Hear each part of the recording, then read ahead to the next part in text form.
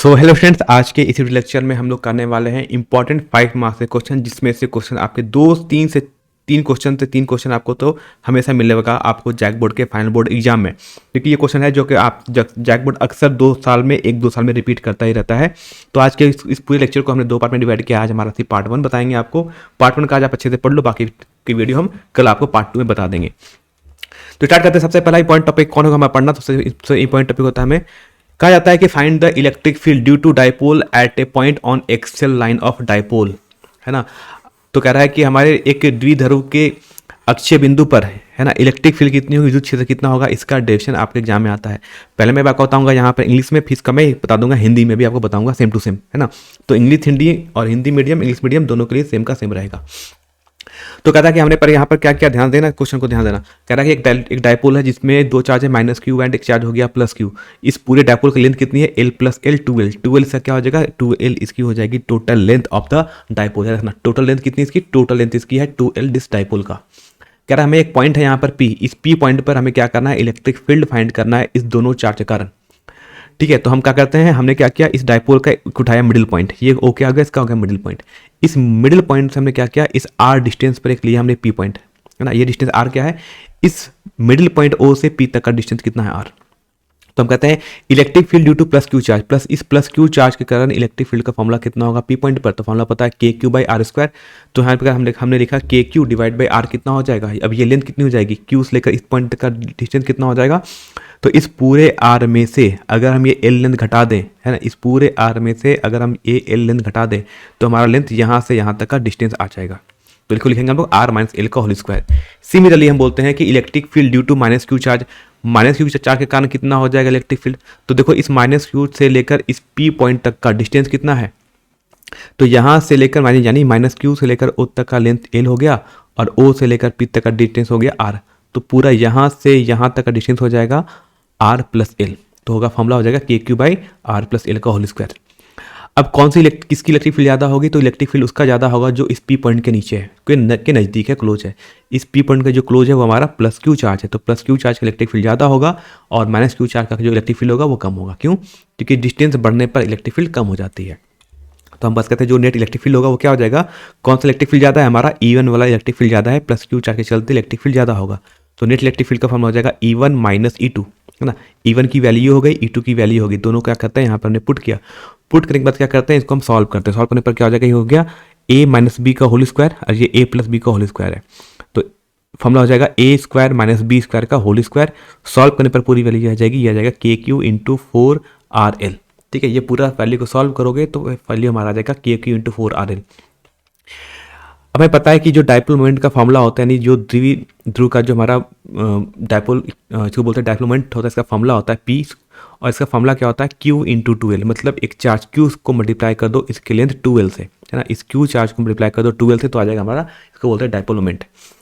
That means कि यहाँ पर हम क्या सकते हैं, यहाँ पर हमारे पास जो kq × 4rl है ना, इस kq × 4rl है, क्या इस टर्म को हम लोग यहाँ पर, क्या इस टर्म को हम इस टाइप से भी क्या लिख सकते हैं, 2 × k, है ना, × 2 × q × l × r। ठीक, हमने ऐसा क्यों लिखा, हमने इस टर्म को हमने ऐसा क्यों लिखा, क्योंकि पता है कि q × 2l ये वैल्यू बन जाएगा P। ठीक है, और ये वैल्यू, ये और ऊपर की वैल्यू और ये वैल्यू दोनों की क्या है, दोनों की दोनों है सेम। ठीक है, तो याद रखना कि इसके बाद हम डायरेक्टली फॉर्म लिखेंगे ये वाला, जिसको हम लिख सकते हैं 2kpr divide by r² - l² का होल स्क्वायर। और अगर r की वैल्यू लेंथ से बहुत ज़्यादा है, यानी जो हमारा डिस्टेंस हमने जो r लिया था, यानी हम जो इलेक्ट्रिक फील्ड फाइंड आउट करना चाह रहे हैं डायपोल के सेंटर पॉइंट से, यानी ये r की वैल्यू अगर इस डायपोल के लेंथ से बहुत ज़्यादा है, तो ये पूरा का पूरा टर्म है ना, ये पूरा का पूरा टर्म बन जाएगा हमारा, इस पूरे के पूरे टर्म को हम क्या सकते हैं, यानी इस चीज़ को हम सकते हैं E = 2kp × r divide by, नीचे का टर्म हो जाएगा, बन जाएगा r² का होल स्क्वायर। ठीक है, यानी l को हम नेग्लेक्ट कर सकते हैं, इस टर्म को हम नेग्लेक्ट यहाँ पर कर सकते हैं, इस टर्म को हमने कर दिया नेग्लेक्ट। अब यहाँ पर चीज़ों को थोड़ा मगर और सॉल्व करेंगे, है ना, तो ये वैल्यू बन जाएगा हमारे पास 2kp × r divide by r⁴। अब टर्म को अगर हम कैंसिल आउट करें तो ये r से r कट जाएगा 3 टाइम्स में, तो फॉर्मूला आ जाएगा हमारा, ये क्या बन जाएगा, इलेक्ट्रिक फील्ड का जो फॉर्मूला बन जाएगा हो जाएगा 2kp/r3, और वेक्टर फॉर्म इसको लिखते हैं 2kp/r3। ठीक है, ये डेफिनेशन आता है आपका, सीधा सीधा क्वेश्चन आएगा आपका 5 मार्क्स में पूछा जाता है, JAC board, very very important, पहला क्वेश्चन आता है यहाँ से। बात समझ आ गया कि चीज़ों को हमें कैसे कैसे यहाँ पर सॉल्व करनी है। उसके बाद हम एक चीज पॉइंट लिखना कि यहाँ पर जो नेट इलेक्ट्रिक फील्ड बनता है ये डायपोल के डायरेक्शन में होता है, यानी जो इलेक्ट्रिक फील्ड हमने बना है इस इलेक्ट्रिक फील्ड का जो डायरेक्शन है ना, ये इलेक्ट्रिक फील्ड यानी विद्युत क्षेत्र का जो डायरेक्शन है वो डायपोल मोमेंट के सेम डायरेक्शन में होता है। इस पॉइंट को याद रखना। ये क्वेश्चन आएगा सीधा सीधा आपसे पूछा था 5 मार्क्स के डेरिवेशन में। इसी चीज़ का मैंने आपको बताया यहाँ पर हिंदी की द्विध्रुव के अक्ष पर किसी बिंदु पर द्विध्रुव के कारण विद्युत क्षेत्र फाइंड आउट करना। ठीक है, जो मैंने वहाँ बताया चीज़ों को एक्सप्लेन किया है, सेम चीज़ यही किया है कि प्लस क्यू आर से कारण विद्युत क्षेत्र कितना होता है माइनस क्यू आर से कारण कितना विद्युत क्षेत्र होता है, उसका ये फॉर्मूला होता है। जो टोटल विद्युत क्षेत्र आएगा उसका फॉर्मूला E1 माइनस E2 होगा। पूरी वैल्यू को सॉल्व करेंगे और हमारे पास जो फॉर्मूला आएगा वो बन जाएगा electric field E is equal to, है ना, इलेक्ट्रिक फील्ड E का जो फॉर्मूला आएगा वो बन जाएगा 2kp/r³ और वेक्टर फॉर्म लिखते हैं इसको E इंटू 2kp/r³। तो हमारे लिए और इसमें जो दोनों का डायरेक्शन होगा यानी जो विद्युत क्षेत्र और द्विध्रुव का जो डायरेक्शन होगा, दिशा होगी, वो एक ही दिशा में हमेशा होते हैं। ये इतना आपको करना है, बट डेरिवेशन ये डेरिवेशन आएगा आपका सीधा का सीधा 5 मार्क्स में, है ना। तो ये क्वेश्चन आपके लिए हो जाएगा सबसे पहला इंपॉर्टेंट क्वेश्चन 5 मार्क्स का। बात समझ आ गया। हिंदी मीडियम के स्टूडेंट्स चीज़ों को देख लो, आपको एग्जाम में ऐसे ही लिख के लाना है। बाकी आप बीच में थोड़ा मैथमेटिक्स है, आपको लिखना पड़ेगा। नेक्स्ट क्वेश्चन जो इंपॉर्टेंट आता है इसको लोग बोलते हैं, इसको बोलते हैं torque on A dipole in uniform electric field, है ना। इसको बोलते हैं टॉर्क, इसको बोलते हैं टॉर्क, है ना। ये क्वेश्चन आएगा आपका 3 मार्क्स में पूछा जाता है। ठीक है, 3 मार्क्स या फिर आपसे ये 5 मार्क्स में भी आपसे इस क्वेश्चन को पूछा जा सकता है, यानी 3 मार्क्स में पूछा जाएगा, नहीं तो आपका ये क्वेश्चन पूछा जाएगा 5 मार्क्स में, और नहीं तो नहीं कम से कम इसका आपसे न्यूमेरिकल पूछा जा सकता है। इसको क्या बोलते हैं, इसको बोलते हैं टॉर्क, है ना। इसको बोलते हैं torque acting on A dipole, इसको बोलते हैं लोग torque acting on A dipole in a uniform, है ना, इन ए यूनिफॉर्म, इसे बोलते हैं इन ए यूनिफॉर्म इलेक्ट्रिक फील्ड, क्या बोलते हैं, इन ए यूनिफॉर्म इलेक्ट्रिक फील्ड। ठीक है, तो हमने क्या किया यहाँ पर याद रखना, इसको बोलते हैं कि किसी द्विध्रुव पर लगने वाला आघूर्ण, यानी किसी द्विध्रुव पर एक समान विद्युत क्षेत्र में रखा जाए तो उस पर कितना बलाघूर्ण या कितना आघूर्ण लगता है, इसकी वैल्यू फाइंड आउट करनी है। तो हमने क्या किया, ये डायग्राम बना दिया कि हमारे पास एक डायपोल है, कौन डायपोल करना है, माइनस क्यू चार्ज और प्लस क्यू चार्ज को हमने ऐसे रख दिया, तो ये बन गया डायपोल। ये कहाँ पर रखा है, एक इलेक्ट्रिक फील्ड में रखा है जो एंगल थीटा बना रहा है इसके साथ। तो कहता है let electric dipole is kept in a uniform electric field E with angle theta, मतलब माना एक विद्युत क्षेत्र को थीटा कोण के साथ एक समान विद्युत क्षेत्र E में रखा गया है। तो इस पर लगने वाला बलाघूर्ण क्या होगा, इस पर लगने वाला टॉर्क का जो फॉर्मूला होगा, फॉर्मूला होता है टॉर्क का force into separation between the lines of the force of action of force. मतलब कह रहा है कि यहाँ पर जो हमारा फोर्स होगा, कह रहा है ये दोनों का ये डिस्टेंस निकाल लो, है ना, इस डिस्टेंस को बोलते हैं। अब देखो ये एंगल थीटा है तो ये भी एंगल हो जाएगा थीटा। ठीक, अगर हम यहाँ एक ट्रायंगल बनाया जाए तो इस ट्रायंगल में क्या बन जाएगा, हमें ये लेंथ फाइंड आउट करनी है, ये डिस्टेंस कितना है x, ये वैल्यू d है और ये एंगल थीटा है। तो हमें पता है कि जो साइन थीटा का फॉर्मूला होता है, साइन थीटा इक्वल टू हो जाएगा x डिवाइड बाई d, यानी जो x का फॉर्मूला आ जाएगा वो बन जाएगा d इंटू साइन थीटा। ठीक है, और जो हमारे पास लिखा separation between the line of action of force, मतलब जो दो हमारा फोर्स लग रहा है ऐसे और ऐसे पीछे, इन दोनों के बीच का जो परपेंडिकुलर डिस्टेंस है, यानी जो लंबवत दूरी है, ये कितनी है, इसी की वैल्यू हमें x गिवन है, और इसी x की वैल्यू कितनी आ गई, इसी x की जो वैल्यू आ गई वो आ गया है d साइन थीटा। तो हमने क्या लिखा, फोर्स का फॉर्मूला होता है charge into electric field Q into E into x का फॉर्मूला कितना आ गया, ये बन गया हमारा d साइन थीटा, और Q इंटू डी को हम लोग बोलते हैं, Q इंटू डी को बोलते हैं लोग डायपोल मोमेंट P, तो हो जाएगा P E साइन थीटा। बात समझ आ गया। इसी चीज़ का मैंने पूरा का पूरा आपको बता दिया है हिंदी मीडियम में भी, कि जो स्टूडेंट्स हैं वो नीचे वाला लिखेंगे सारा का सारा फॉर्मूला। ठीक है, तो ये क्वेश्चन जो आएगा आपसे पूछा जाएगा, तो ये क्वेश्चन आपसे पूछा जाएगा एग्जाम के 3 मार्क्स में। डायग्राम आपको दोनों को सेम बनाना है। बात समझ आ गया। क्वेश्चन आएगा, क्वेश्चन पूछा जाएगा आपका 3 मार्क्स में। इसके बाद जो नेक्स्ट क्वेश्चन आता है वो क्वेश्चन इंपॉर्टेंट रहेगा। वो कौन सा, वो क्वेश्चन होता है हमारा electric field due to a uniformly charged infinite plane sheet. यानी इसमें जो आपसे पहला पूछा जाएगा, एक चीज़ आपके पढ़ के चले जाना कि गॉस लॉ क्या होता है। गॉस लॉ क्या होता है, इस चीज़ को पहले पढ़ना, यानी गॉस का प्रमेय क्या है ना, गॉस का प्रमेय क्या है, पहले इसको पढ़ लेना अच्छे तरीके से, है ना। आप सभी ने पढ़ा होगा कि गॉस थ्योरम क्या होता है, गॉस का प्रमेय क्या होता है, इस चीज़ को पढ़ लेना। उसके हेल्प से आपसे पूछा जाएगा एक प्रूफ। उसमें जो पहला प्रूफ आता है इसको बोलते हैं electric field due to uniformly charged infinite plane sheet. ठीक है, हिंदी मीडियम कंटेंट को बता देंगे जल्दी से।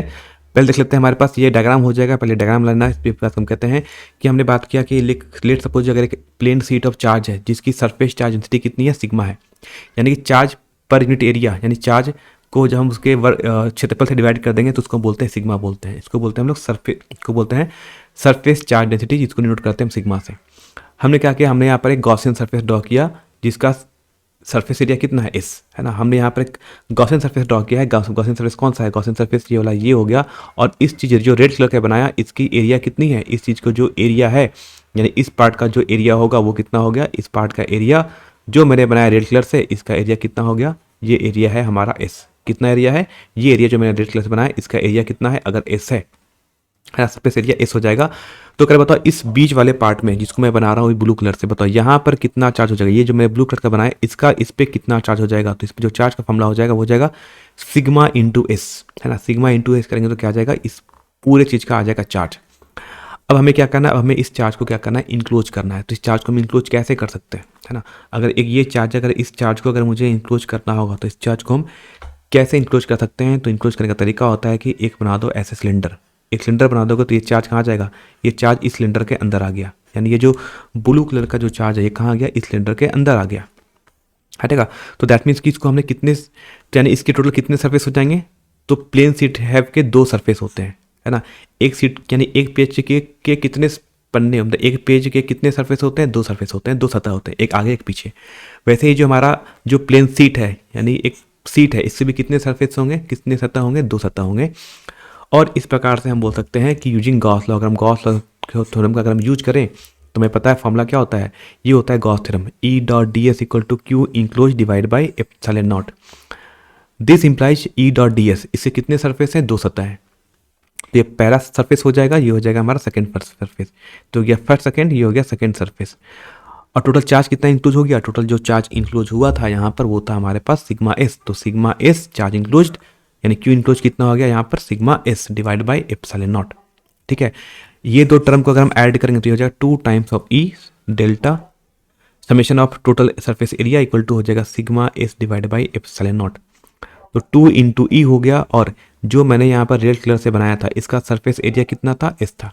तो इंटीग्रेशन अब जो टोटल सरफेस एरिया हो जाएगा वो हो जाएगा एस। इसके बाद क्या करेंगे, यहाँ सरफेस से 2 सरफेस एरिया कैंसिल आउट हो जाएगा, तो ई की जो वैल्यू हो जाएगी वो कितने आ जाएगा, सिग्मा बाई 2 एप्सिलॉन नॉट। यानी ये डेरिवेशन है जो पहला इंपॉर्टेंट डेरिवेशन है जो कि आपसे पूछा जाएगा, तो 5 मार्क्स में पूछा जाएगा। पढ़ के चले जाना अच्छे तरीके से, जिन्होंने पढ़ लिया है चीज़ों को रिवाइज कर लेना। ठीक है, याद रखना कि स्टेप बाय स्टेप आपको लिखना कैसे है। तो पहले स्टेप से ये से जाना, इसके बाद ये स्टेप यहाँ से घूमेगा और वापस गाड़ी पीछे ऐसे आ जाएगी। ठीक है, तो स्टेप से धीरे धीरे आपको ऐसे आगे बढ़ना है और फाइनल आंसर हमारा ये आ जाएगा। ये आपको प्रूफ करना है। सेम चीज़ बताते हैं किसके लिए, जो हिंदी मीडियम के स्टूडेंट्स से आता है कि समान रूप से आवेशित अनंत समतल सीट के कारण विद्युत क्षेत्र फाइंड आउट करना। ठीक है, इस चीज़ का पूरा जो डेरिवेशन है मैंने सेम का सेम डेरिवेशन लिखा है जो मैंने वहाँ पर पहले बताया है। बस क्या है यहाँ पर इसका हमने हिंदी में क्या किया, उसको हमने ट्रांसलेट कर दिया है। ठीक है, यहाँ पर आप देख लेना जो डायग्राम मैंने पहले बनाया था वही डायग्राम फिर से देख लेना, जहाँ पर मैंने एक चार्ज को इंक्लूज किया था, यानी इस ब्लू कलर के चार्ज को हमने इंक्लूज किया था किससे, 2 सरफेस से। किस सरफेस से, 2 सरफेस हो गया हमारा ये रेड कलर का, जिसका सरफेस एरिया कितना है, एस है। ठीक है, ये डायग्राम बनाना, बस इतना ही आपको डेरिवेशंस करके आना है, बहुत ज़्यादा कुछ लिखने की जरूरत नहीं है। ये क्वेश्चन आएगा आपका कितने मार्क्स के लिए, क्वेश्चन आ जाएगा आपका 5 मार्क्स के लिए। याद रहेगा, अच्छा इंपॉर्टेंट क्वेश्चन, ये क्वेश्चन रहेगा आपके लिए बहुत ज़्यादा इंपॉर्टेंट।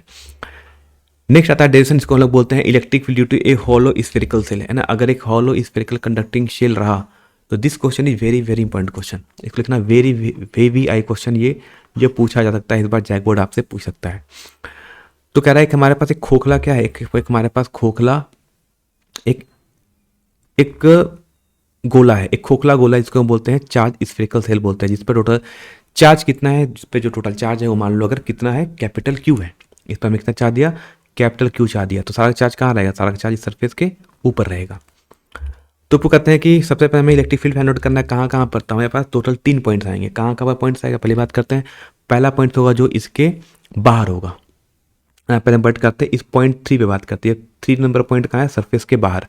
तो सरफेस के बाहर मतलब क्या हो जाएगा, जो डिस्टेंस हो जाएगा, ये डिस्टेंस कितना है, जो पॉइंट 3 हमने बनाया, हाँ लेट सपोज हमने जो पॉइंट 3 बनाया वो पॉइंट 3 मान लो अगर यहाँ पर बनाया पॉइंट नंबर 3, तो पॉइंट नंबर 3 कहाँ है, डिस्टेंस आर कहाँ है, ये डिस्टेंस आर, यानी कि जो स्मॉल आर है इसकी वैल्यू रेडियस से ज़्यादा है, त्रिज्या से ज़्यादा है। तो गॉस थ्योरम का फॉर्मूला ये होता है ना, गॉस थ्योरम का फॉर्मूला ये होता है। हम बोलते हैं कि हर पॉइंट पर क्या है, जो इलेक्ट्रिक फील्ड और जो एरिया वो रहेगा दोनों एक दूसरे के परपेंडिकुलर रहेगा, लंबवत, है ना। यानी इलेक्ट्रिक फील्ड भी हमारा इधर ही रहेगा, इलेक्ट्रिक फील्ड का डायरेक्शन। तो ई डॉट डी एस का फॉर्मूला हो जाएगा E D S cos theta और सिंपल हो जाएगा ई डी एस। ठीक, अब फॉर्मूला क्या होता है, ये तो हो गया E dot E D S हमने लिख दिया यहाँ पर। ठीक, अब इस डी एस का एरिया कितना होगा, है ना। अब इस यानी ई डी एस का जो इसका जो पूरा फॉर्मूला हो जाएगा ये आ गया ई डी एस। अब ये टोटल एरिया कितना होगा, ये डी एस एरिया कितना होगा, तो टोटल जो एरिया होगा वो होता है 4πr²। एक गोले का, एक स्फीयर का सरफेस एरिया का फॉर्मूला होता है 4πr² इक्वल टू हो जाएगा Q enclosed by epsilon not. यानी इसको अगर इस चीज़ को अगर हमने पॉइंट अगर पी लिया था तो पी पॉइंट पे कितना हो जाएगा हमारा इलेक्ट्रिक फील्ड, तो ई पी का फॉर्मूला हो जाएगा Q/4πε0r²। ये पॉइंट कहाँ पर है, ये पॉइंट हमारा कहाँ पर है, जब हम सरफेस के बाहर ले रहे हैं तब। ठीक है, अब बात करते हैं सेकंड पॉइंट आता है जब हम बात करते हैं कि अगर पॉइंट हमारा कहाँ पर हो जाए, सरफेस पर भी हो जाए, तो जहाँ पर सरफेस हो जाएगा उस केस में क्या करेंगे, जहाँ पर लिखा है स्मॉल आर वहाँ पुट कर देना कैपिटल आर बस। तो फॉर्मूला हो जाएगा सरफेस पे, तो सरफेस पे जो फॉर्मूला हो जाएगा किसका, इलेक्ट्रिक फील्ड का, वो हो जाएगा E is equal to Q divide by 4πε0। और जब मैंने कहा था जहाँ पर लिखा था स्मॉल आर वहाँ का पुट कर दोगे हमेशा कैपिटल आर पुट कर देना, हमारा आंसर आ जाएगा कैपिटल स्मॉल आर की जगह कैपिटल आर। थर्ड पॉइंट आता है, इसको बोलते हैं electric field inside the sphere, है ना। इनसाइड पॉइंट मतलब हम जो पॉइंट ले रहे हैं, अब ये पॉइंट कहाँ पर होगा, कह रहा है ये पॉइंट अगर हम इस स्फीयर के अंदर ले लें कोई पॉइंट, है ना। अगर हमने अंदर में एक पॉइंट ले लिया और जो डिस्टेंस आर है, तो सीधे बताओ अब इसके अंदर कितने चार्ज है, चार्ज कहाँ पर है, देखो चार्ज वहीं पर है जो मैंने बनाया येलो कलर से, चार्ज बस वहीं पर है। तो अंदर में कोई चार्ज नहीं है, अंदर में कोई चार्ज नहीं है, तो अंदर में चार्ज इंक्लूड हो जाएगा जीरो। अगर कोई चार्ज नहीं है तो इलेक्ट्रिक फील्ड भी हो जाएगा जीरो, क्योंकि क्यों इंक्लूड हो गया जीरो, तो इलेक्ट्रिक फील्ड भी हो जाएगा जीरो। याद रहा, ये हो गया हमारा डेरिवेशन इस चैप्टर का। तो फर्स्ट चैप्टर से इतने डेरिवेशन हैं जो 5 मार्क्स में आपसे पूछा जा सकता है। इस क्वेश्चन को पूछने का चांस सबसे ज़्यादा रहेगा। ठीक है, इसका ग्राफ पढ़ने की जरूरत नहीं है, आपसे एग्जाम में नहीं पूछा जाता है। ठीक है, सेम चीज़ बात करते हैं हमारा हिंदी मीडियम के स्टूडेंट्स भी देख लो, ये आपको ऐसा डेरिवेशंस करके आना पड़ेगा। अगर एक खोखले संवाहक गोले या खोल के कारण विद्युत क्षेत्र पूछा जाए तो, ठीक है, ये जो क्वेश्चन आने वाला है, ये क्वेश्चन आने वाला है आपका 5 मार्क्स में। ठीक है, बात समझ आ गया। और कहाँ कहाँ पे इलेक्ट्रिक फील्ड कितनी कितनी होगी, तो अंदर में जो इलेक्ट्रिक, बाहर में इलेक्ट्रिक फील्ड ये होगा, सरफेस पे इलेक्ट्रिक फील्ड ये होगा, और अंदर में इलेक्ट्रिक फील्ड हो जाएगा जीरो। बात समझ आएगा, इतना हो जाता है इलेक्ट्रिक फील्ड। ठीक है, फिर मैंने कहा कि क्या नहीं पढ़ना है आपको, तो ये ग्राफ आपको नहीं पढ़ना है। ठीक है, बाकी जो लोगों ने अपने नोट्स से पढ़ रहे हैं चीज़ों को एक बार रिवाइज कर लेना, एक बार ध्यान से। अब आता है, ये आपसे एग्जाम में पूछा गया था, 2020 में पूछा गया था कि derive an expression for the electric potential at a point in axial position due to a electric dipole. यानी 2020 में जो क्वेश्चन पूछा गया था वो कुछ ऐसा क्वेश्चन पूछा गया था। तो ये क्वेश्चन आने का चांस, मैंने कहा था 2020 से पूछा गया है, उसका आने का चांस ज़्यादा होता है। तो ये क्वेश्चन आपको पढ़ के जाना है। यानी विद्युतीय द्विध्रुव के कारण उसके अक्ष रेखा के किसी बिंदु पर विद्युत विभव का व्यंजक ज्ञात कीजिए। तो हमने क्या किया, हमने बना दिया एक डायपोल। डायपोल क्या होता है, द्विध्रुव क्या होता है, एक पे चार्ज माइनस क्यू, एक पे charge plus Q, total distance तो 2l है, और इसके सेंटर पॉइंट से r डिस्टेंस p पॉइंट पर हमें क्या फाइंड आउट करना है, पोटेंशियल फाइंड आउट करना है। इसको बोलते हैं electric potential due to dipole at axial point. तो पोटेंशियल का फॉर्मूला होता है, जो प्लस क्यू चार्ज का जो इलेक्ट्रिक पोटेंशियल का फॉर्मूला हो जाएगा v1 इक्वल टू के Q divide by r minus L. ठीक है, क्यों, यहाँ से यहाँ तक का डिस्टेंस कितना हो जाएगा, total distance r minus L करेंगे, आ जाएगा r माइनस एल। सिमिलरली हम सेकंड बीट निकाल सकते हैं, पोटेंशियल v2 निकाल सकते हैं, फॉर्मूला हो जाएगा माइनस के क्यू बाई के माइनस के Q divide by r plus L, है ना। माइनस साइन क्यू पुट कर रहे हैं क्योंकि यहाँ पर चार्ज कैसा है माइनस, तो इसलिए मैंने पुट किया यहाँ पर साइन माइनस। जो टोटल पोटेंशियल का फॉर्मूला होता है सिंपल v1 प्लस v2 दोनों को ऐड कर दो। तो v1 की वैल्यू पुट कर दिया, ये v2 की वैल्यू पुट कर दी, उसमें साइन आया था माइनस, सॉल्व करने पर हमारा बन जाएगा ये वाला फॉर्मूला। इस चीज़ को पूरा प्रूफ करना है, एक बार सॉल्व करके देख लेना। बाकी इसमें जो मैंने किया वो सारा का सारा इसमें सिर्फ थ्योरेटिकल पार्ट है, सिर्फ आपको प्रूफ करना है। ठीक है, यहाँ पे ध्यान देना कि यहाँ पर हमने क्या पुट किया, यहाँ पर हमने पुट किया वैल्यू कि Q इंटू 2L के लिए क्या होती है, इसको बोलते हैं डायपोल मोमेंट बोलते हैं। ठीक है, ये रहा इंग्लिश मीडियम में। हिंदी मीडियम के स्टूडेंट्स के लिए भी सेम डेरिवेशन लिखा हुआ है हिंदी मीडियम में।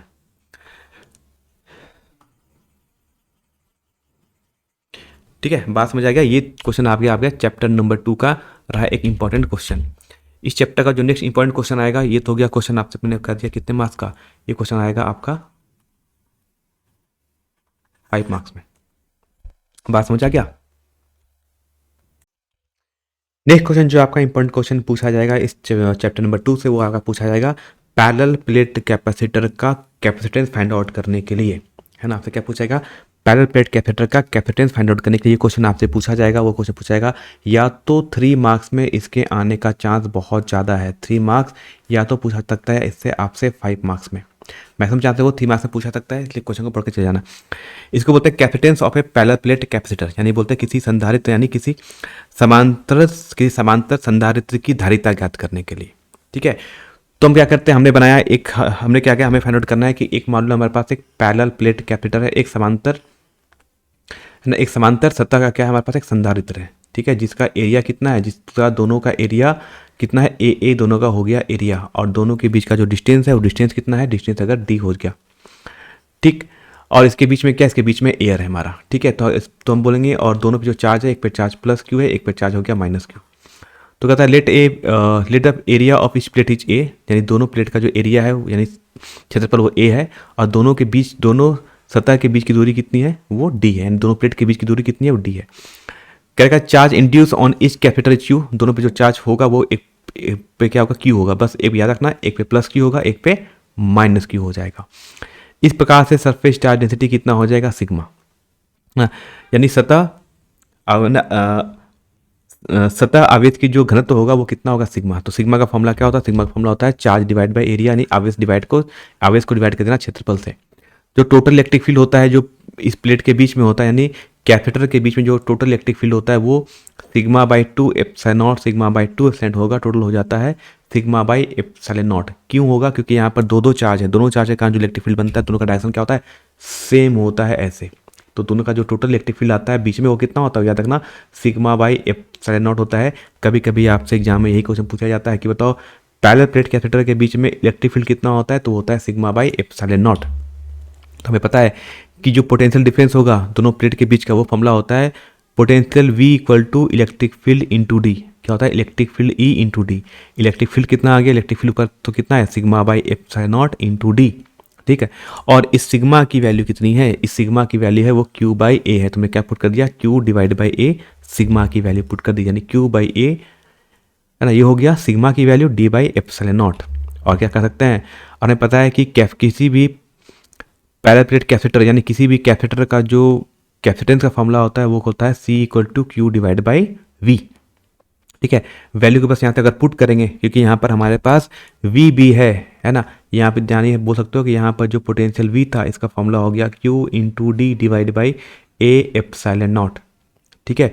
तो वैल्यू को अगर हम यहाँ पर अगर पुट कर दें तो Q डिवाइड बाई वी कितना हो जाएगा, है ना, Q डिवाइड बाई वी करना है, तो Q यहाँ पर हो गया, और V का फॉर्मूला कितना हो गया, Q into D divide by A epsilon not, ठीक है। तो यहाँ से कौन किसको मार देगा, मारने वाला जो रहेगा वो Q ने Q को मार दिया, A बाई एप्सिलॉन नॉट चला गया ऊपर, और नीचे आ जाएगा D। तो हमारा जो फाइनल फॉर्मूला हो जाएगा वो ये बन जाएगा, जिसका आपको फॉर्मूला पढ़ के जाना है अच्छे तरीके से। इसका डेसन 3 या 5 मार्क्स से आपसे पूछा जा सकता है। बात करते हैं हिंदी मीडियम के स्टूडेंट्स, आपको क्या करना है, तो हिंदी मीडियम के स्टूडेंट्स के लिए सब कुछ सेम है, जो मैंने बताया सब कुछ सेम है। बस याद रखना आपको यहाँ पर एक डायग्राम बना लेना। कौन सा डायग्राम, पहले वाला डायग्राम ऐसे बना लेना ना, दो बनाना ऐसे, पहला प्लेट बनाना कैपिटल, दोनों के बीच का डिस्टेंस लिखना डी, दोनों को लिखना है एरिया ए, एक पे चार्ज हो जाएगा प्लस क्यू, एक पे चार्ज हो जाएगा माइनस क्यू। बीच में जो इलेक्ट्रिक फील्ड बनती है, इलेक्ट्रिक फील्ड ई का फॉर्मूला होता है वो होता है सिग्मा बाई एप्सिलॉन नॉट, ठीक है। बाकी सब कुछ जो मैंने वहाँ बताया था सब कुछ यहाँ पर हिंदी मीडियम में आपका लिखा हुआ है कि माना प्रत्येक प्लेट का क्षेत्रफल ए है और दोनों के प्लेट के बीच की दूरी डी है। और अगर मान लो प्रत्येक संधारित्र पे प्रेरित आवेश अगर क्यू है तो पृष्ठ आवेश घनत्व सिग्मा होता है, जिसका फॉर्मूला होता है sigma by Q, sigma equal to Q divide by A. कहता है संधारित्र प्लेटों के बीच की भी शुद्ध विद्युत धारा यानी जो टोटल इलेक्ट्रिक फील्ड होता है, जो शुद्ध विद्युत क्षेत्र होता है वो कितना होता है, वो सिग्मा बाई एप्सिलॉन नॉट हो जाता है। और प्लेटों के बीच का जो विभव का अंतर होगा वो होता है V equal to E D. E को पुट करते हैं sigma by epsilon not into D, और फिर सिग्मा की वैल्यू कितनी होगी, सिग्मा की वैल्यू क्यू बाई ए होती है, जिसको हमने कहाँ से पुट किया, इसकी वैल्यू को हमने यहाँ से पुट कर दिया। सॉल्व करने पर आएगा तो हमारा फाइनल जो आंसर रहेगा वो कुछ ये बन जाएगा। इतना आपको डिस्टेंस करके आना एग्जाम में, हो जाएगा पर 3 या 5 मार्क्स का क्वेश्चन। तो सेकंड चैप्टर से एक क्वेश्चन इंपॉर्टेंट था, बात करते हैं हमारा। फिर आते हैं फोर्थ चैप्टर। थर्ड चैप्टर में बहुत इंपॉर्टेंट डिस्टेंस नहीं है, तो फोर्थ चैप्टर में क्या पूछा जाएगा, फोर्थ चैप्टर का जो सबसे इंपॉर्टेंट आता है इसको बोलता है ampere circuital law. Very very important question, इससे भी आएगा 5 मार्क्स का क्वेश्चन। 5 मार्क्स का क्वेश्चन पूछा जाता है कि एम्पियर का सेक्रेटल लॉ क्या है, पहले ये पूछा जाएगा। तो एम्पियर का ये सेक्रेटल लॉ हो जाता है हमारा सेक्रेटल law. Hindi medium English medium दोनों के लिए यहाँ पर है सेंटेंस लिखा हुआ है। क्या कि line integral of magnetic field around any close loop, है ना, any close path in free space और vacuum is equal to mu not times of the net current. ये और ये फॉर्मूला होता है हमारा एम्पियर सेक्रेटल लॉ का। मतलब कह रहा है कि निर्वात में किसी बंद परिपथ के चारों ओर चुंबकीय क्षेत्र का जो रेखा होता है उसका जब हम समाकलन करेंगे, इंटीग्रेशन करेंगे, तो वो टोटल करंट के म्यू नॉट गुना के बराबर हो जाता है ना। यानी जो बी डॉट डी एल को बोलते हैं मैग्नेटिक फील्ड का समाकलन करना, यानी बोलते हैं line integral of magnetic field. ये किसके इक्वल होता है, mu naught times of I enclose, मतलब जो धारा इंक्लोज हो जाएगा उसके बराबर होता है। मतलब कि अगर ये जैसे कोई क्लोज पाथ है, इसमें से अगर करंट जो फ्लो कर रहा है अगर आई है, तो इसके चलते जो टोटल मैग्नेटिक फील्ड बनेगा, इस लूप पर जो मैग्नेटिक फील्ड बनेगा, इस लूप के किसी पॉइंट पर जो मैग्नेटिक फील्ड बनेगा उसको हम इस फॉर्मूला से हम कैलकुलेट कर सकते हैं। अब तो ये पूछा जाएगा आपसे स्टेटमेंट, तो 5 मार्क्स में तो इतना नहीं पूछा जाने वाला है। तो 5 मार्क्स में पूछा जाएगा कि एम्पियर सेक्रेटल लॉ के हेल्प से आपको क्या करना है, एक इनफाइनाइट वायर के चलते, एक अनंत तार के कारण मैग्नेटिक फील्ड यानी चुंबकीय क्षेत्र आपको ज्ञात करना है। तो पहले ये लिखना पड़ेगा, इसके हेल्प से आपको एक डेरिवेशन करना पड़ेगा। कौन सा डेरिवेशन आता है, वो ये डेरिवेशन है ना। कौन सा डेरिवेशन, वो डेरिवेशन रहेगा आपका ये डेरिवेशन, है ना। इसको बोलते हैं magnetic field due to a infinite long thin current carrying conductor. मतलब अनंत लंबे धारावाही चालक के कारण चुंबकीय क्षेत्र ज्ञात करना, है ना। ये वाला चीज़ आपसे पूछा जाता है। तो हम क्या कर देंगे, हम मानेंगे कि मान लो एक करंट आई से जा रहा है ऊपर, है ना, दोनों के डायग्राम सेम। कह रहा है इससे आर डिस्टेंस पर हमें क्या करना है, एक मैग्नेटिक फील्ड फाइंड आउट करना है। तो हम क्या करते हैं कि कंसीडर ए सर्कल जिसका रेडियस आर है, कि एक त्रिज्या मानेंगे जिसका, एक वृत्त मानेंगे जिसका त्रिज्या आर है। कह रहा है इसमें से हम लेंगे एक छोटा सा पार्ट लेते हैं जिसकी, है ना, जिसकी लेंथ कितनी है, डीएल है, जिसको हमने कहा एक्स वाई। तो कह रहा है एक्स वाई जिसका डीएल एक छोटा एक अवयव है, एक छोटा सा एलिमेंट है। कह रहा है कि इस पॉइंट पर जो मैग्नेटिक फील्ड होगा और जो डीएल का जो डायरेक्शन होगा दोनों क्या होता है, सेम। यानी अगर डीएल की लेंथ अगर इधर है तो मैग्नेटिक फील्ड भी क्या बनेगा हमारा इधर, दोनों का डायरेक्शन हो जाएगा सेम। ठीक है, क्योंकि because same direction, because direction of along the tangent of the circle, है ना। और दोनों का डायरेक्शन किधर होगा, दोनों का डायरेक्शन होगा वो वृत्त की स्पर्श रेखा के डायरेक्शन में होगा। अब इसका प्रूफ कैसे करते हैं, तो प्रूफ करने का फॉर्मूला होता है एम्पियर सेक्रेटल लॉ होता है। क्या एम्पियर सेक्रेटल लॉ का फॉर्मूला होता है P dot d L is equal to होता है total charge mu not times of total charge enclosed. ठीक है, तो mu naught total charge enclose कितना है, इसमें टोटल कितना चार्ज फ्लो कर रहा है, टोटल चार्ज जो फ्लो कर रहा है वो आई कर रहा है। तो जहाँ चार्ज इनक्लोज था उसके जगह हमें क्या लिख दिया, आई लिख दिया। आई कहा दोनों का डायरेक्शन सेम है तो थीटा हो जाएगा 0 डिग्री। तो फॉर्मूला होता है B D l cos theta. Theta 0 degree है तो कॉस थीटा की वैल्यू हो जाएगी 1, तो बच जाएगा only integration of B D L equal to हो जाएगा mu not I. B constant है बाहर आ गया तो बच जाएगा integration of D L is equal to mu not into I. ठीक है, और टोटल इंटीग्रेशन ऑफ लेंथ, यानी अगर हम इस स्मॉल लेंथ को अगर हम ऐड करें, है ना, क्या अगर हम इस जो स्मॉल में ना डैश डैश बनाया डैश डैश, इस सारे डैश डैश को अगर आप ऐड करोगे, छोटी चीज़ को ऐड करोगे तो यही बन जाता है। इसको बोलते हैं पेरीमीटर ऑफ सर्कल, इसको बोलते हैं परिधि, बोलते हैं सर्कल की परिधि बोलते हैं। और सर्कल की परिधि का फॉर्मूला क्या होता है 2πr। तो हमने जब क्या किया, जब हमने छोटे छोटे पार्ट को जब मैंने ऐड किया, जब छोटे छोटे पार्ट को हमने ऐड किया तो ये बन गया हमारा वृत्त की बन गई परिधि, यानी ये बन गया सर्कमफ्रेंस ऑफ द सर्कल। और सर्कमफ्रेंस ऑफ द सर्कल यानी इस वृत्त का जो परिधि का फॉर्मूला होता है 2πr। तो b into 2πr equal to हो जाएगा म्यू नॉट इंटू आई। तो b का फॉर्मूला हो जाएगा mu not I by 2πr। ये फॉर्मूला है जो आपसे पूछा जाएगा, याद रखना, वेरी वेरी इंपॉर्टेंट क्वेश्चन। जैकबोर्ड कभी पूछा नहीं है, अगर पूछना होगा उसे इस बार तो हो सकता है आपसे ये वाला डेफिनेशन आपसे पूछ ले। तो this definition is very very important question इस बार के लिए, क्योंकि आप सभी ने देखा होगा कि जैकबोर्ड कुछ भी क्वेश्चन पूछ रहा है, जो क्वेश्चन अब तक पूछा नहीं गया उसे भी क्वेश्चन पूछा जा रहा है। तो ये एक इंपॉर्टेंट डेरिवेशन है जो जैकबोर्ड अभी तक नहीं पूछा है। पिछले 4-5 सालों में जैकबोर्ड ने इस डेरिवेशन को नहीं पूछा है, लेकिन बहुत ज़्यादा इंपॉर्टेंट है आपके लिए। नेक्स्ट आता है डेरिवेशन को लोग बोलते हैं, है ना। क्वेश्चन आता है कि बता दो क्या क्या है। कह रहा है कि अगर दो हमारे पास इनफाइनाइट वायर है, मतलब हमारे पास अगर 2 वायर हैं, दोनों वायर कैसे हैं, पैरेलल हैं, एक दूसरे के समांतर है, और दोनों के बीच का अगर डिस्टेंस दी है और दोनों में जो करंट फ्लो कर रहा है I1 और I2 है, तो क्या करते हैं ये दोनों एक दूसरे पर फोर्स लगाते हैं, बल लगाते हैं। हमें इसी फोर्स को कैलकुलेट करना है। तो मानते हैं let 2 infinite long parallel conductors separate by distance d carrying current I1 and Q2, है ना। हमने माना कि दो समांतर धारा प्रवाहित तार हैं दोनों में करंट फ्लो कर वो I1 और I2 है, और दोनों के बीच की जो दूरी है वो D है। ठीक, तो हमें पता है कि हमें क्या पता है, हमें पता है कि जब किसी वायर से करंट फ्लो करता है तो वो एक मैग्नेटिक फील्ड बनाता है। तो डी डिस्टेंस पर एक अनंत तार के कारण, एक इन्फाइनाइट वायर के कारण कितना मैग्नेटिक फील्ड बनता है, यानी जो वायर 1 है ये कितना मैग्नेटिक फील्ड बनाएगा डी डिस्टेंस पर। तो डी डिस्टेंस करने का मतलब है कि इस पॉइंट पर है ना, जहाँ पे बनाया रेड पॉइंट, इस रेड पॉइंट पर कितना बनेगा मैग्नेटिक फील्ड। मैंने कहा कि इस रेड पॉइंट पर कितना बनेगा मैग्नेटिक फील्ड। तो फॉर्मूला क्या होता है, इन्फाइनाइट वायर के चलते जो मैग्नेटिक फील्ड का फॉर्मूला आता है होता है mu naught into I1 divide by 2 pi D. ये फील्ड कौन बनाएगा, पहला वाला वायर बनाएगा कितने डिस्टेंस पर, डी डिस्टेंस पर। ठीक, अब यहाँ पर एक मैग्नेटिक फील्ड बन गया है, और इस मैग्नेटिक फील्ड में कौन है, एक हमारा करंट I2 फ्लो कर रहा है, एक वायर फ्लो कर रहा है जिसमें से एक करंट, एक वायर I2, एक वायर है जिसमें से करंट फ्लो कर रहा है I2, यानी इसमें जो धारा प्रवाहित हो रही है वो हो गई I2। तो मानते हैं let l is the length of the each connector. हम कहते हैं अगर दोनों कनेक्टर का लेंथ अगर एल है, इस पॉइंट को काट सकते हो, कोई करने की जरूरत नहीं ज़्यादा। मान सकते हैं अगर, यानी बोलिए मान लो अगर दोनों जो कनेक्टर है दोनों की अगर लेंथ अगर एल है, तो force acting on a current carrying connector placed in a uniform magnetic field का फॉर्मूला क्या होता है, F equal to I into l into B, है ना। आई किसका, दूसरे वाले का करंट इंटू दूसरे वाले का लेंथ इंटू मैग्नेटिक फील्ड किसका, पहले वाला, यानी यहाँ पर मैग्नेटिक फील्ड कौन बना रहा था, ये मैग्नेटिक फील्ड बन रहा था वो पहला वाला वायर बना रहा था जिसकी वैल्यू थी mu naught into I1 divide by 2 pi D. तो क्या करते हैं, बस वैल्यू को पुट करते हैं, तो I2 इंटू एल हो गया, और B1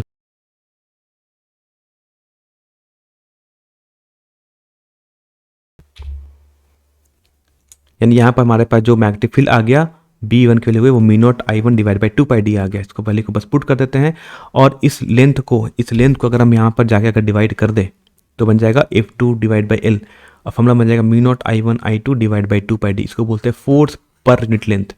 इसको क्या बोलते हैं हम लोग, इस चीज़ को बोलते हैं फर्स्ट पॉइंट लेंथ। ये भी वेरी वेरी इंपॉर्टेंट क्वेश्चन है, ये क्वेश्चन पूछा जाएगा आपसे 5 मार्क्स में। क्या पूछा जाएगा, दो अनंत तार के बीच लगने वाले बल का व्यंजक प्राप्त करें, यानी two infinite current carrying wire के बीच लगने वाले फोर्स को कैलकुलेट करें। तो ये वाला आपको डेरिवेशन पूरा का पूरा करके आना पड़ेगा।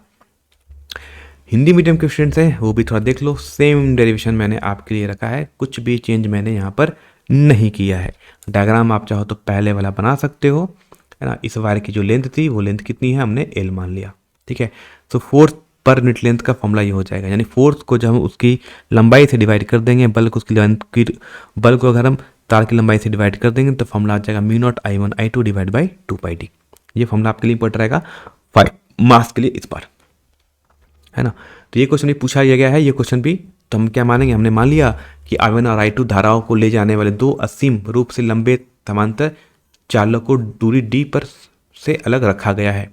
धारा I1 के कारण चालक 2 के प्रत्येक बिंदु पर जो चुंबकीय क्षेत्र बनेगा, जो मैग्नेटिक फील्ड बनेगा, यानी पहले वायर के कारण जो मैग्नेटिक फील्ड बनेगा दूसरे वायर के किसी पॉइंट पर, यानी दूसरे वायर के इस रेड पॉइंट पर जो मैग्नेटिक फील्ड बनेगा, जो चुंबकीय क्षेत्र बनेगा, उसका फॉर्मूला होता है B1 equal to mu not into I1 divide by 2 pi d. हम मानते हैं कि अगर दोनों कंडक्टर की लंबाई कितनी है, एल है, यानी जो दोनों तार हैं, यानी दोनों तार की लंबाई कितनी है, अगर एल है, तो हमें पता है कि एक समान चुंबकीय क्षेत्र में रखे धारावाही चालक पर कार्य करने वाले बल का फॉर्मूला क्या होता है, यानी जब भी हम किसी यूनिफॉर्म मैग्नेटिक फील्ड में किसी करंट कैरिंग कंडक्टर को रखते हैं तो उस पर जो फोर्स लगता है उस फोर्स का फॉर्मूला होता है F21। इसको बोलते हैं force acting on 2 due to 1, इन 2 पर लगने वाला फोर्स 1 के कारण फॉर्मूला होता है I2 into l into B1, है ना। यानी दूसरे वाले का करंट लिख लेंगे, उसका को लेंथ से मल्टीप्लाई करेंगे और मल्टीप्लाई कर देंगे पहले वाला जो जितना मैग्नेटिक फील्ड बना रहा था उसको उससे मल्टीप्लाई कर देना, यानी इस B1 की वैल्यू को हमने यहाँ पर पुट कर दिया, ये B1 है, तो इस B1 की वैल्यू को हमने यहाँ पर पुट कर दिया है। तो वैल्यू को पुट करने पर कितना बन जाएगा, आंसर आ जाएगा हमारा फोर्स पर यूनिट लेंथ का फॉर्मूला आ जाएगा F बाई स्मॉल f को बोलते हैं force per unit length. Formula होता है total force divide by length, होता है mu not I1 I2 divide by 2 pi D. ये क्वेश्चन इस बार की बहुत ज़्यादा इंपॉर्टेंट है, very very important question for the 5 marks. कितने के लिए, ये क्वेश्चन भी आपका इंपॉर्टेंट रहेगा 5 मार्क्स का, पढ़ लेना चाहिए तरीके से, आपने इसको पढ़ा भी होगा। और लास्ट आता है हमारा चैप्टर नंबर इलेक्ट्रोमैग्नेटिक इंडक्शन, जिसको बोलते हैं विद्युत चुम्बकीय उत्प्रेरण। इसका भी क्वेश्चन है, ये डेरिवेशन है, लेकिन इसके आने का चांस बहुत ही ज़्यादा कम है ना, बहुत ही ज़्यादा कम है। लेकिन मैंने इस क्वेश्चन को इसलिए रखा है क्योंकि ये 2018 या 19 में पूछा गया था, सिंस ये क्वेश्चन 2019 से पूछा गया था, 19 में, तो 19 या 20 में ये क्वेश्चन पूछा गया था, इसलिए मैंने क्वेश्चन को यहाँ पर रखा है, इसका डेरिवेशन रखा है। है ना। लेकिन मैं कह रहा हूँ ये इस बार के लिए इतना इंपॉर्टेंट नहीं रहेगा, क्योंकि 5 मार्क्स का इस चैप्टर से क्वेश्चन आने वाला ही नहीं है ना। तो 5 मार्क्स का क्वेश्चन इस चैप्टर से नहीं आने वाला है, तो कम से कम आप ये फॉर्मूला याद रखना, क्योंकि सिलेबस के अकॉर्डिंग 5 मार्क्स का क्वेश्चन इस चैप्टर से नहीं पूछा जाना है। ठीक है, इसको बोलते हैं। लेकिन इसमें क्या याद रखना, इसमें याद रखना कि Faraday law of electromagnetic induction क्या होता है, ये स्टेटमेंट पढ़ लेना, क्योंकि ये जो पार्ट है जो मैं बता रहा हूँ, जो ये पार्ट है, एटलीस्ट ये पार्ट आपसे पूछा जाता है आपसे 1 मार्क्स में, कि फैराडे का इलेक्ट्रोमैग्नेटिक इंडक्शन का नियम क्या है। तो इसको एक बार आपसे चाहे तो पढ़ सकते हो, है ना। चाहे तो 1 मार्क्स में या 2 मार्क्स में इस पर क्वेश्चन आपको देखने को मिल सकता है। ठीक है, तो ये पार्ट पढ़ लेना, और इसमें क्या पढ़ना है, इसमें पढ़ना सिर्फ इसका ये फॉर्मूला पढ़ लेना। ठीक है, बाकी जिन्होंने इसका डेफिनेशन समझा है उनके लिए अच्छा है, जो नहीं समझा है उसको मैं थोड़ा सा समझाता हूँ इसको अच्छे से, है ना। थोड़ा समझाता हूँ चीज़ों को अच्छे से, समझना क्या कह रहा है। कह रहा है कि हमारे पास 2 लॉन्ग सोलेनॉइड है, इसको बोलते हैं परिनालिका बोलते हैं, है ना। हम बोलते हैं सोलेनॉइड को हम लोग बोलते हैं परिनालिका। ठीक है, कह रहा है जो बाहर वाला है, जो बाहर में जो मैंने बनाया ब्लू कलर से, ठीक है, इसका सर इसको लिखा हमने S2, और जो अंदर में बनाया मैंने रेड कलर से, उसका नाम लिखा हमने S1। तो कह रहा है लेट एज्यूम एक current I1 through the inner solenoid S1। जो अंदर में रेड कलर का जो हमने बनाया परिनालिका, जो हमने बनाया सोलेनॉइड, उसमें से जो करंट फ्लो कर रहा है वो कितना, अगर I1 उसमें से अगर करंट फ्लो कर रहा है तो क्या बनाएगा, वो एक मैग्नेटिक फील्ड बनाएगा, है ना। और हमें पता है कि मैग्नेटिक फील्ड, है ना, इनसाइड ए सोलेनॉइड कितना होता है ना। यानी किसी परिनालिका के अंदर मैग्नेटिक फील्ड कितना बनता है ना। जब तो इस पॉइंट को मत लिखना फील्ड इनसाइड कितना बनता है, बी का फॉर्मूला होता है mu naught into N1 divide by L1 into I1। N1 क्या है, N1 को बोलते हैं घेरों की संख्या, यानी number of turns in S1। S1 में कितने घेरों की संख्या है, और L1 क्या हो जाएगा, L1 हो जाएगा इसका लेंथ, इसका हो गया लेंथ, हो गया इसका लंबाई, और S1 और N1 क्या हो जाएगा, इसमें घेरों की संख्या, यानी N1 को बोलते हैं नंबर ऑफ टर्न्स, जिसको बोलते हैं घेरों की संख्या बोलते हैं। ये किस में है, ये नंबर ऑफ जो टर्न्स है वो किस चीज़ में है, नंबर ऑफ टर्न्स, यानी जो घेरों की संख्या है, ये घेरों की संख्या किस में है, तो ये जो घेरों की संख्या है वो किस में हमारा है, इन S1 में, अंदर वाले सरफेस में। ठीक है, अब कह रहा है इसमें से जो फील्ड लाइंस निकलेगी, यानी इसमें से जो मैग्नेटिक फ्लक्स निकलेगा वो कहाँ से क्रॉस करेगा, वो अंदर वाले से भी क्रॉस कर रहा है ना। जो अंदर में जो मैग्नेटिक फ्लक्स बन रहा था वो देखो कहीं ना कहीं H2 से भी क्रॉस कर रहा है। तो H2 का तो टोटल फ्लक्स जो दूसरे सरफेस से क्रॉस होगा उसका फ्लक्स का फॉर्मूला कितना होता है, मैग्नेटिक फ्लक्स यानी चुंबकीय फ्लक्स का फॉर्मूला कितना होता है, जो सराउंडिंग कॉइल यानी जो H2 से क्रॉस करेगा, फॉर्मूला होगा, फ्लक्स का फॉर्मूला होता है मैग्नेटिक फील्ड इंटू एरिया। तो मैग्नेटिक फील्ड हो गया B, और एरिया किसका लेंगे हम, एरिया लेंगे अंदर वाले का। ठीक है, लेंगे एरिया लेंगे हम अंदर वाले का। ठीक है, तो मैग्नेटिक फील्ड का फॉर्मूला कितना हो जाएगा, यहाँ से लिख लो, मैं मैग्नेटिक फील्ड का फॉर्मूला लिख दिया, mu not into N1 into I1 divide by L1, और इंटू कर देंगे pi R square. Mutual inductance का जो फॉर्मूला होता है वो होता है M equal to N2 into 5B2 by 1, है ना।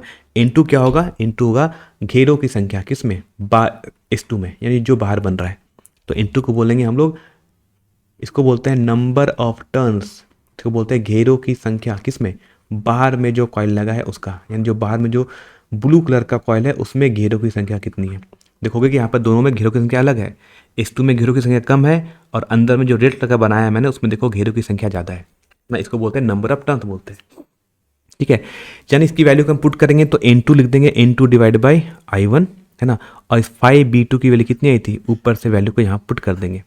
ठीक है, सॉल्व करेंगे तो यहाँ देखना कि I1 से I1 का टर्म हो जाएगा कैंसिल, और B का फॉर्मूला आ जाएगा, इसको बोलते हैं मुन्ना बोलते हैं शॉर्टकट में। मुन्ना क्यों बोलते हैं, म्यू हो गया म्यू, N हो गया ना, है ना, और इसे बोलते हैं एरिया, इसको हम बोलते हैं, इसका फॉर्मूला नाम लिखते हैं, हम बोलते हैं मुन्ना बोलते हैं। क्यों बोलते हैं, mu into N1 into N2 into area, ये होता है पाई R स्क्वायर, क्या है हमारा एरिया है।